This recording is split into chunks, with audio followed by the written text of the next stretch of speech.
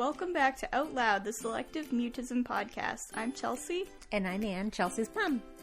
So the last episode was Chelsea and Meg, and I thought that sounded great. We're so glad that Meg and Chelsea were able to get together and finally talk about speech-language therapists. Mm-hmm.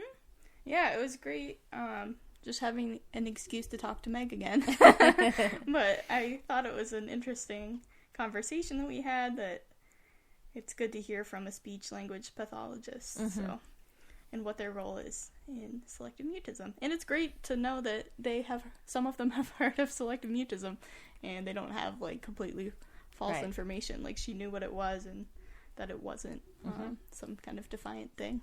Yeah, but anyway. Yeah, it's good to know word is getting around, and more people are becoming aware and exposed to selective mutism. Yeah. I wanted to read one of our latest reviews. So we got a 5-star review. So they wrote, "This has grown to be one of my favorite podcasts. Chelsea and Anne are so easy to listen to, and each episode is packed with really useful information. I've used many principles they discuss, and I've recommended this podcast and show notes resources to others in the behavior analysis and education field. This is a must listen for anyone who works with children." That's super nice. Yes, thank you so much. Yeah, I love hearing feedback. Yeah, it really helps me stay motivated too. Yeah. So today we were talking about, again, start of school. September's coming. Some of us are getting back to school, I guess. Others are going to be home doing Zoom or Google Classroom or whatever. Remote learning, yeah. Or homeschooling even. So we thought, again, just good to talk about tactics and things to be aware of with selective mutism if you're a teacher or teacher's aide, or maybe a parent who wants to, I don't know, help educate your teachers, teacher. Yeah, and share this episode with your teachers so that they can learn more about selective mutism. Right, and just things to think about. I think in some ways it's like the same as going back to school after the summer, but there's the added anxiety of the pandemic and the having to wear masks and all these new rules. I think it's kind of scary for everyone. Yeah, I think kind of a mixed bag. I mean, you have the normal anxiety of starting a new school year. Who's going to be in your classroom? Is my best friend going to be in the classroom? What teacher am I going to have? And then if you have selective mutism, that's even especially, I don't know, important or, especially because worrisome. they've been out of school for so long, because a lot of schools closed early, so it's like you've had so much time, like, feeling safe and not being challenged by all the school social situations. So I think either way, whether you're going back or you're home and you're going to be on Zoom, it's stressful. Yeah. Yeah, and I think, I just wanted to kind of point out, it's different. Everyone is different, obviously, and selective mutism doesn't always present itself in the same way, different ages between different sexes, younger kids versus older kids. And I guess more for the older kids, I just want to make teachers aware that, little kids are different, but I think once you're into middle school and maybe the older grades, as a teacher, I mean, you may be thinking the child that's sitting there quiet, that they don't like being addressed in class, maybe they don't like answering questions, maybe they don't maintain eye contact, they probably don't raise their hand to answer any questions or volunteer any information. Maybe they do answer, but you can barely hear them or hear their responses. Just that these kids, especially I think as a teenager, because you can interpret that differently, but maybe those are the kids that have selective mutism. Maybe they have anxiety. And so rather than kind of writing those kids off as being disinterested or not wanting to learn or not wanting to be here, just perhaps consider that maybe they have anxiety and maybe they have selective mutism, and just to have a little compassion. Yeah, and if you're a teacher who was just like sent this episode, I just wanted to tell you what selective mutism is. So it's a complex anxiety disorder that is characterized by the child not being able to speak or communicate in certain social settings or to certain people. They're able to communicate and speak outside of those settings where they're comfortable and feel safe. But in those situations, they feel unable to speak, and that's not a choice. It's just part of the anxiety. Oh, as a teacher, you may have heard, well, this, Susie or Johnny speaks in English class, so why won't they participate in math class? Right. So, it's a choice. And it's selective in the word does not mean they're choosing not to speak. Exactly. Selective means in select situations or in select... Right. Yeah. And I just want to point out that's exactly right. They might speak in another class, but that doesn't mean that they feel comfortable enough to speak in your class. And not to take that personally, but there's so many variables that go into them feeling comfortable. Right. And just to recognize that that's what selective mutism is. Just because you know they speak in gym class doesn't mean they're going to be able to speak in your class. Yeah. And I actually, just as a side note, I recently got together with a friend who happens to be a teacher. Actually, she's just retired. But she taught, I think, typically grade 6, but this year was teaching, or last year, taught grade 3. And we were having a discussion about selective mutism, which I was actually shocked and pleasantly surprised to know she had heard of it and had actually taught kids with selective mutism. But she made a statement that, she was giving me an example that she had one student who was very willing and wanted to learn and wanted to participate, but couldn't. And then she had another one who just didn't care. And that really struck me. So I did correct her, and we had a little bit of a conversation about that. But just that, even somebody that I know and somebody that I like and, respect can still have, I guess, misconceptions about selective mutism. Well, I mean, if you're a teacher and trying to get your class to do things and there's someone just sitting there, like, pretty much ignoring you, but not intentionally, it does look like it's on purpose. Right. So it's interpreted many ways. Yeah. But we want to let as many teachers know. Right. So we're trying to change the perception. We're trying to educate here. Exactly. So sort of even the playing field. Right. I just thought kind of start off with some tips. Like you just went over what selective mutism is, but, first and foremost, I guess that most kids that I know of that have selective mutism are typically going to need a warm-up period. Right. And with going back to school, that might look like setting up a one-on-one meeting with the teacher before school starts. So you might... I know during this time it's harder to do that, but if you can do it virtually even, that would be very helpful. Yep. And even like one-on-one, if teacher's willing, I mean, put your mask on, wash your hands, you can stay 6 feet apart, but you could still get together and just outside. To meet face-to-face, outdoors, right, have a little conversation about what to expect this year or whatever. Play a game. Yeah, play a game. Just find out what they like, their likes and dislikes. Do they have a pet? Just favorite activities that they have? Just something to relate to. So even not in a typical classroom, but on Zoom, you can still kind of allow that warm-up period. I'm saying Zoom, but any virtual classroom, basically. Don't jump right into the class, but maybe start with a little bit of chit-chat, what's everyone doing? Maybe tell a funny story something that you've done recently or over the summer. Yeah. Just kind of, start slow, easy. And as someone, I don't know, this is something I would have appreciated as a kid, because I would always kind of, like, try to tell the future, like, what is this class going to be like? Like, I like to know exactly what was coming, so I think if a teacher sat down with me before school even started and kind of gave me, like, an outline of how they normally run class, that would have really helped. Or, like, just answered questions about how the classroom operates and what the rules are going to be, because right now we're going back where people have to wear masks and the desks have to be a certain distance and there's like hand washing rules and all that. So I think for these kids especially, they need to know what the expectations are ahead of time, or they're just going to have a ton of anxiety and they're going to be imagining what's happening. Right, it just takes away that little bit of the unknown. Yeah, so I thought, maybe even younger classes or whatever, you could even start the class. And I know this is kind of like out there, crunchy, whatever. But you could start the class with like a relaxation exercise for everybody. You know, not singling out that one SM student, but for everybody. You could do, you know, breathing techniques. You could start off with some quiet music. You know, just something to kind of ease you in. Yeah, right. That helps with the transition, I think, too. I know a lot, especially virtual kids with selective mutism are having trouble even going on camera, so I think that would be helpful to transition them in, too. I like that. Yeah, and I thought, you know, don't start right off the bat by calling on the selective mutism child, obviously. You know, they need time to warm up.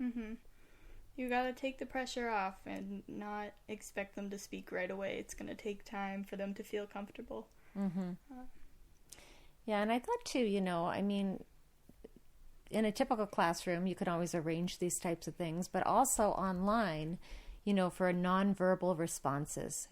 Of course, Chelsea always says, you know, meet them where they're at, and depending on where the child's at, but if they're not verbal, you know, you could set up ways of them saying yes and no, or I understand by, you know, maybe a thumbs up or a thumbs down. There's also these really great, like, templates on Teachers Pay Teachers and, like, Pinterest. You could make your own, too, where it's like a get to know me page where you can fill in, like, what my favorite movie is, like, what my favorite food is, just so you can non-verbally tell the teacher about yourself, and the teacher can do one, too, so the kid gets to know That's them. a great idea. Yeah. And there's all different ones.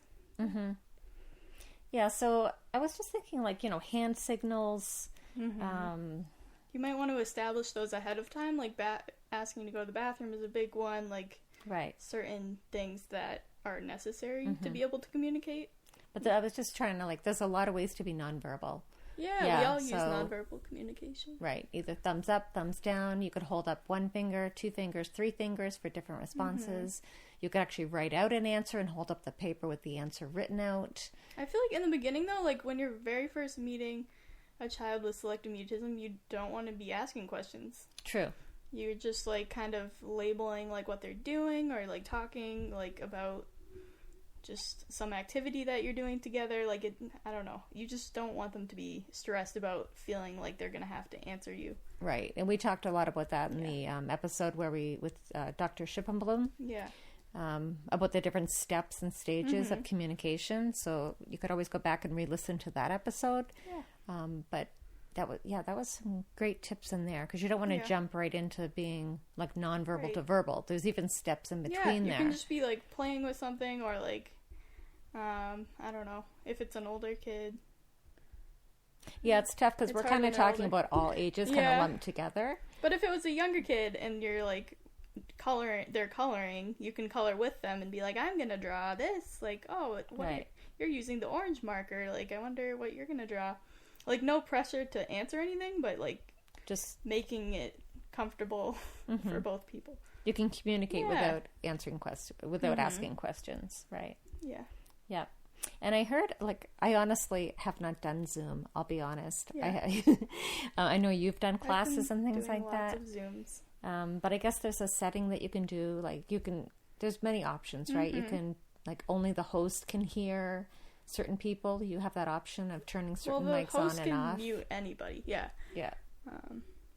And you can mute yourself, and you can turn your video on or off.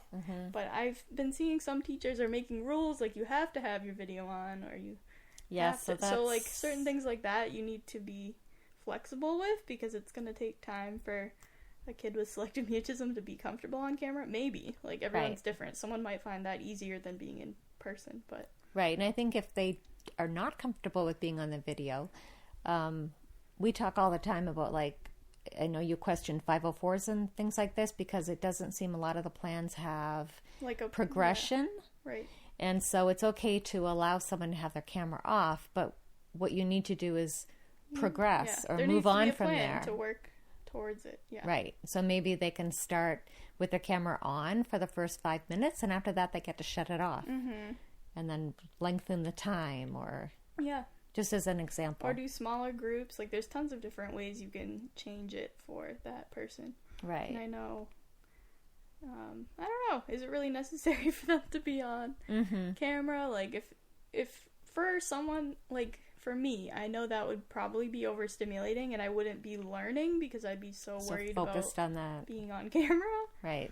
But also, you don't, as a child with selective mutism, you don't like to stand out. So if you're the only one with your camera off, that's hard too.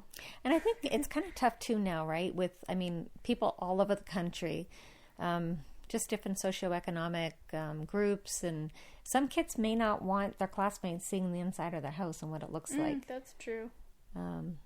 Or even, there's so much, like... I know, yeah. Kids with selective mutism also, I can't generalize, but for myself, like, sharing your opinions and personal things about yourself is scary. Like, even wearing a shirt that says something on it. Right. Because you don't want someone to comment on it. So if you're in, like, your bedroom or something, it's, like, very vulnerable to have your whole class see, like, where you live and what stuff is behind you. Right. And at some point you might, it can be a good tool to show them, but sometimes you're not ready for that. And you don't want anyone to see your things or the inside of your home you don't want them to comment on anything. I just really ask teachers to be flexible and try to see it from their perspective, because it's really hard. Yeah. So just to be aware of that as a teacher, I think. And then we did talk about, I think Dr. Elisa Schippenblum. If you go back to that episode, it does give the progression of questions. So if you do have a selective mutism child in your class, there is a certain pattern or way that you want to progress in asking them questions once you get to that stage. So the beginning or first step would be choice questions. So don't just blatantly ask them like an open-ended question, but maybe give them a choice. I don't know. Do you like... What's the right answer, A or B? With the hopes that they will say either A or B. Yeah. But that's a lot easier than just starting off an answer from scratch and coming out with the whole sentence. And it progresses from there. I think it's important for teachers to be communicating, like, what's going on to families, too. What do you mean, like behind the scenes to parents? Yeah. Whether it's, like, emailing or some kind of communication notebook. Or just, like, regular check-ins, like if you just met with the teacher. I did that for you back in, I think, kindergarten. I actually made up my own little check sheet. Like, all I had to do was check the boxes. Oh, nice. And I sent it in your lunchbox each day. Response effort, Yeah, I was hoping that maybe they would just check the boxes for me to tell me if you had done this today or whatever. Did they do it? Most of the time they did do it. Some days they did not. I get it that but teachers it was something. Already have a lot to do, but it's very helpful to know. Because for parents, they don't even see, like, what is going on. Like, a lot of parents don't even know their kid has selective mutism until they end up in the classroom. And the big thing is you really need continuity from home to school if you want to have progression or improvement with your child. So, I mean, if I was doing something at home, working on something, and then you went to school and you didn't have to do it all day, we lost 8 hours of the day or whatever, a big chunk of the day. So it was important for me that we were doing the same thing. Had the same goals, not different goals between two different places. Yeah. In order to make progress. And then I thought too, like, reading out loud, that starts in an early age group. And I know I've talked about this on a couple of different episodes. But, maybe I know Zoom or whatever, all these virtual classrooms, they don't want kids showing up with their blanket over their head or whatever on the screen. But I was thinking, maybe that is a bit of a comforting thing for an SM child. Like, maybe allow them to have their pet on their lap, or maybe using a stuffed animal like to a read. Fidget toy, yeah. Yeah, so if you have to read out loud, I was thinking not just the SM child, but maybe make it into an exercise. Like the whole class could bring their favorite little stuffed toy. This is for young kids. Yeah. Right, young kids. And let the animal read out loud to the rest of the class, not the student. Another thing with that is, like, you have to know that the kid is ready to read something and that you're not giving them too much to read. And I also think for teens, like, this used to happen where everyone had to read some section, like they just go around the room. I don't know. I just feel like if they're not ready for that, like, just have volunteers volunteer to read. True. Yep. But sometimes an SM kid, even though they are ready, they won't put their hand up to volunteer. But you can kind of tell maybe they would do it. I don't know. I think that should be established ahead of time. Mm-hmm. Like, oh, are you ready to read in class today? Right. Yes. Okay, I'll call on you. So that's where I think the secret, secret hand signals, whatever, could come in. If you have one established beforehand, and then the teacher can kind of look at the child and give a signal, like whatever, wiggle my ear, touch my ear or something, and you could do a thumbs up or a thumbs down to let her know if you are ready or not. Mm-hmm. And two, like if you, how you mentioned if kids can fill out the forms before school about their interests or whatever, the teacher can use that, because a selective mutism child is much more engaged or, likely to participate and maybe speak if it's something that they are truly passionate about or interested in. So a teacher can use that to her or his advantage. Mm-hmm. I think also just being accepting of accommodations is huge. Like, if a kid is like, oh, I can't present in front of everyone, but I can record it at home and send it to you. Like, you need to be open to things like that. Just be flexible. Because they're not, I don't know, if you want to be able to, like, assess their knowledge and, like, their learning, you need to be open to, like, working around selective mutism, because it doesn't just get better overnight. Right. It's a process.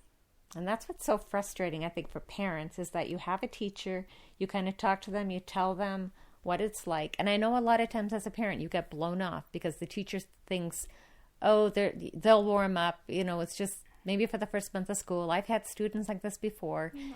But then it doesn't get better as the school year goes on. It gets worse sometimes. Right. And then I've had teachers that have not been understanding when it didn't wear off or go away. That's such a setback. That's a whole year of just shutting down and trying to survive a class. Mm-hmm. It's just not fun.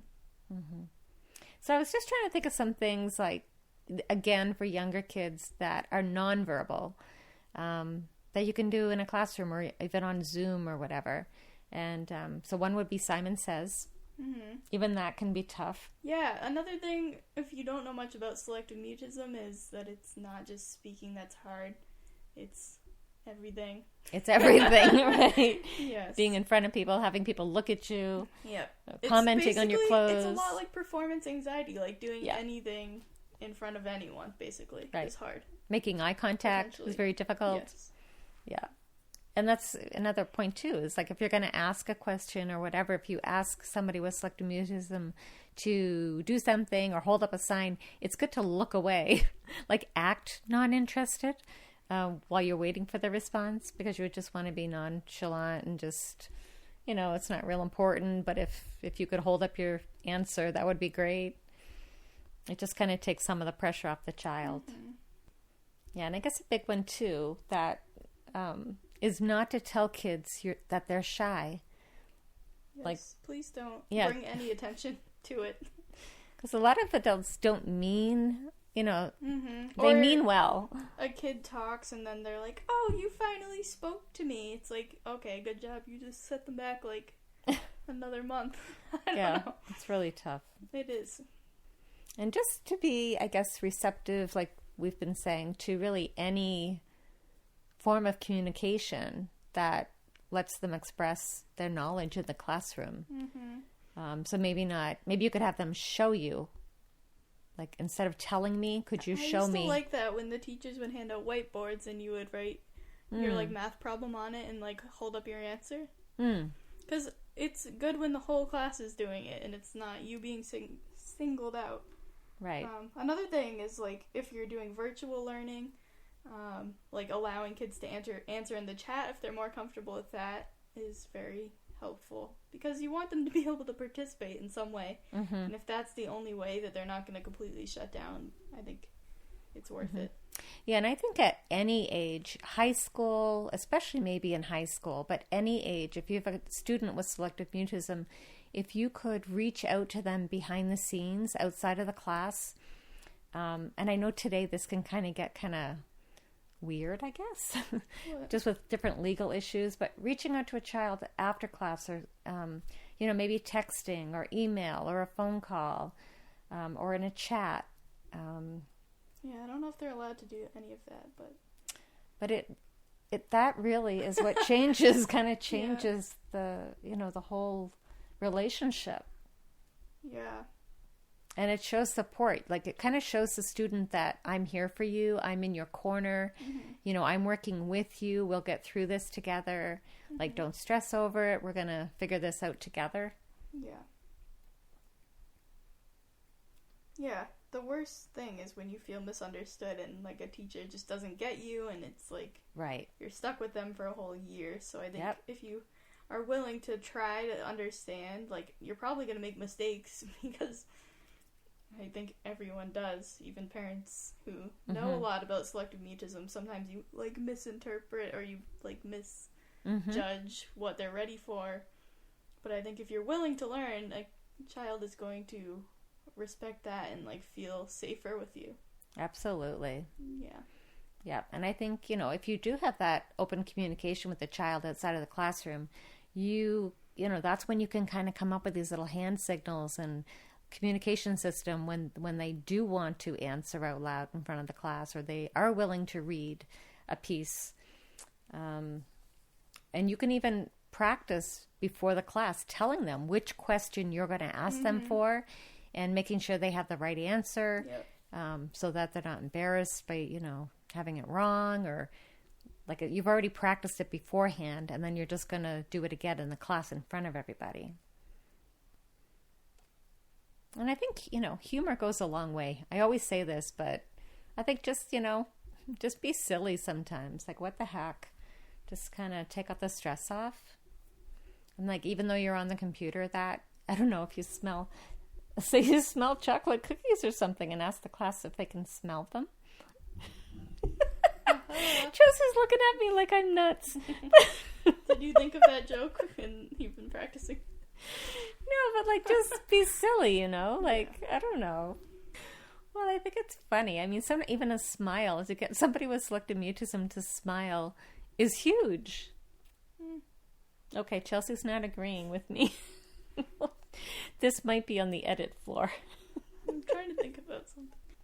And too, like sensory input, because it can be a lot, Yeah. I would think, if you have to sit there and look at like the whole class on the screen. Yes. For somebody that does have sensory issues. Yeah, you can kind of open a different window and put it over the screen. I mean, unless they're using like a PowerPoint or something where you need to be looking at the screen. But you can change different views. So you can do like gallery views when you can see everyone in the meeting. And then you can just switch to speaker view so it only shows who's talking on the screen. And then I think if there's a PowerPoint up, it kind of takes up most of the screen anyway. You don't see other people. But yeah. And if you're in a real classroom, like if it's in person and you're back to school, I was just thinking about masks. And I think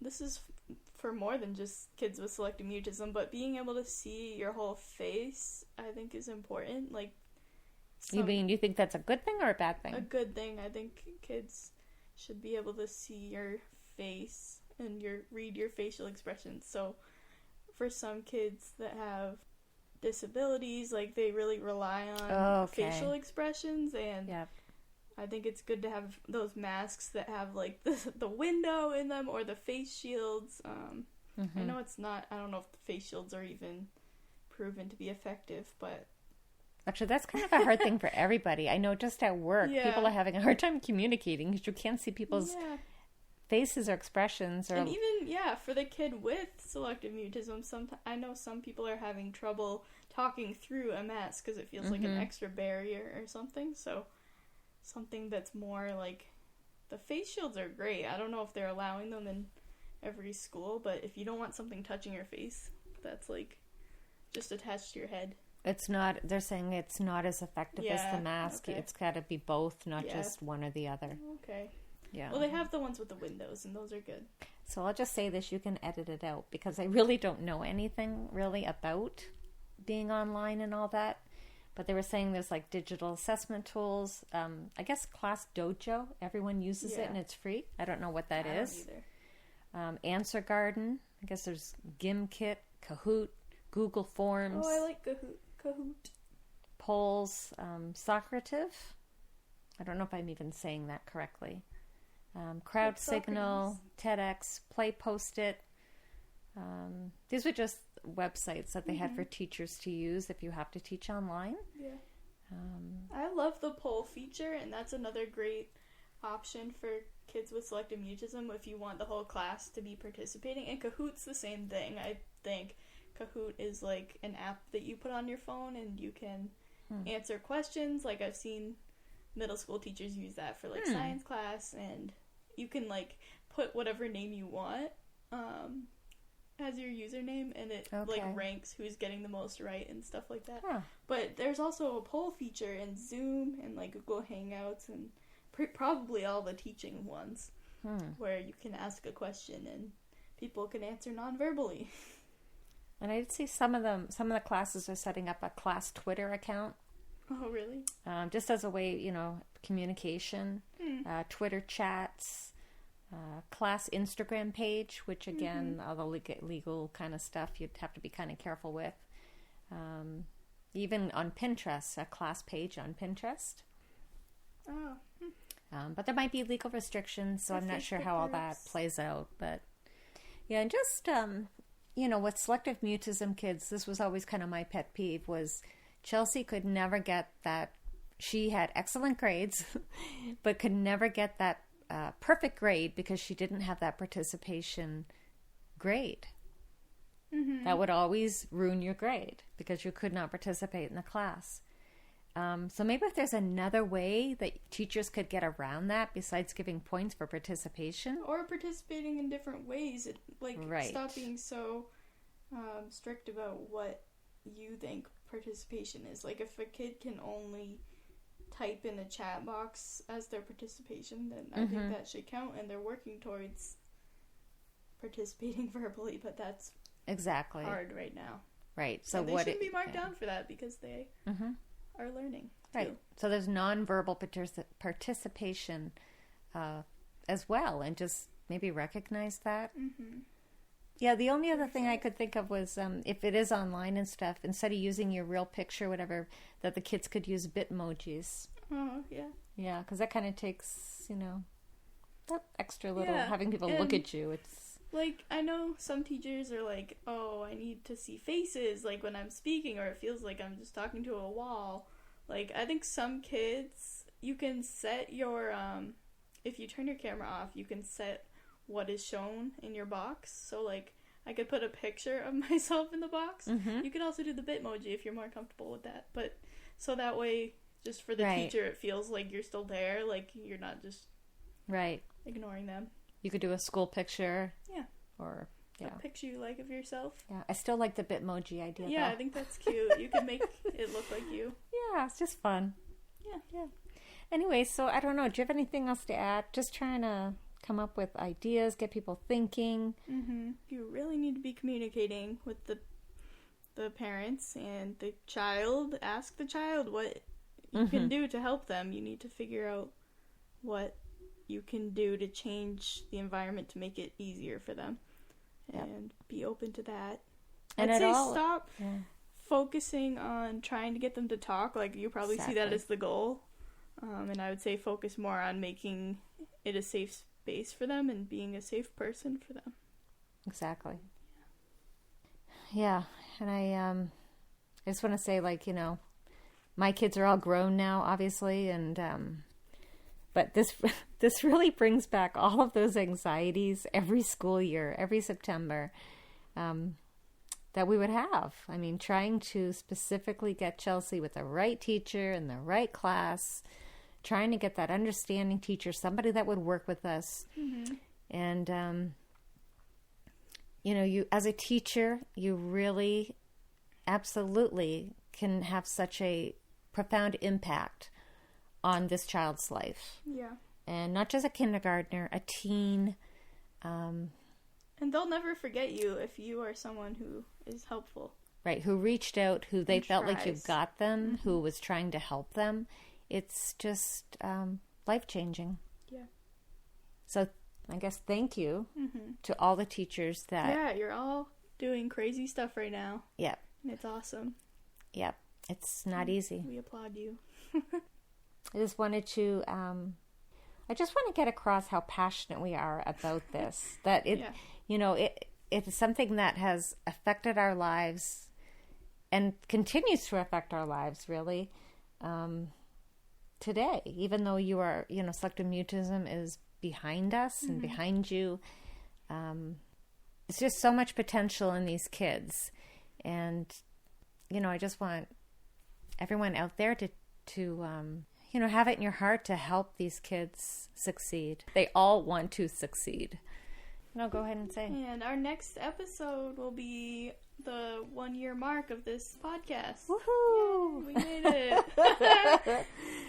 So when we started, we didn't know if we were going to have even 5 listeners or 10 listeners. Yeah, so thank you. But here we are, 1 year. So join us next time for that episode. Yes. Oh, rate us and leave us a review on your favorite podcast app.